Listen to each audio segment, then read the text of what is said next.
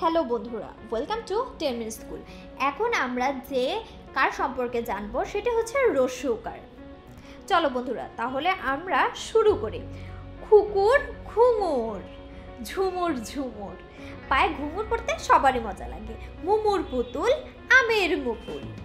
খুকুর ঘুঙুর, ঝুমুর ঝুমুর, মুমুর পুতুল, আমের মুকুল। এই প্রত্যেকটির শেষে অর্থাৎ নিচে কিন্তু রস্যকার ব্যবহার করা হয়েছে। এখন আমরা ডট মিলিয়ে কিভাবে রস্যকার লিখে সেটি শিখে নিব।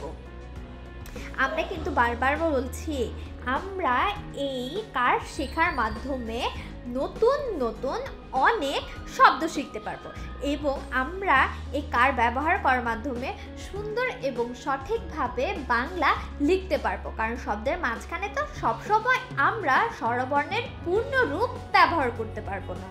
খুকু, মুমু, ঘুঙুর, ফুল, পড়ি ও লিখি, দুপুর বেলা মুমুর খেলা। এখন আমরা শব্দের শেষে দাড়ি বসিয়ে এই অধ্যায়টির সমাপ্ত ঘোষণা করব। ধন্যবাদ।